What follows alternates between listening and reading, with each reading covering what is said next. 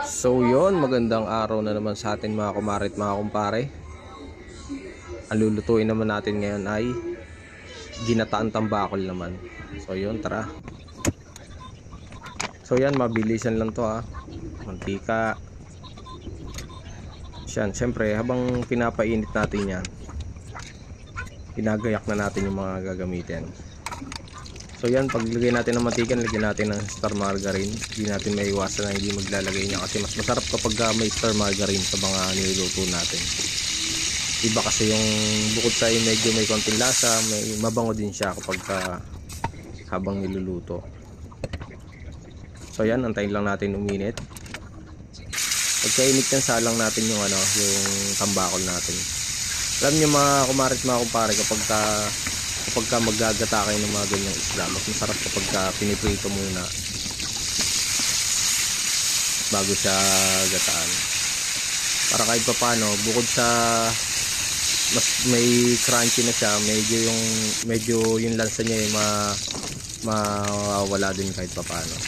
So yan, dumilim yung natin, yung camera natin kasi nawatay yung ilaw na lobat cellphone natin dyan. So yan, pagka okay na yun, hanguin lang natin mga kumpare at mga kumare.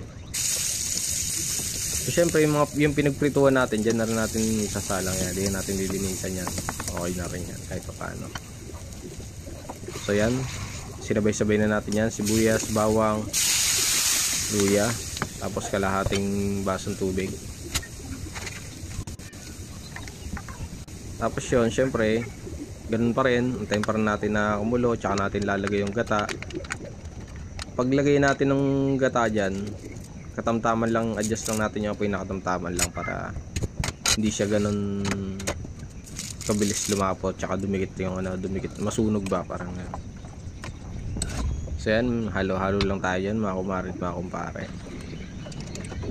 Tapos antayin natin ulit kumulo. Pagka kumulo na, lagay na natin yung pinritong tambakol natin dyan. Yan.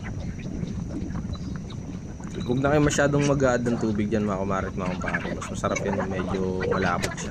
Tapos yan, lagay na natin yung talong. So, kalagay natin ng talong dyan. Yan, takpan lang natin. Tapos tikman natin, syempre husgahan muna natin kung ano yung lasa. Okay, tsaka lang tayo mag-adjust. So yan, takpan ulit natin, antayin natin lumambot yung talong.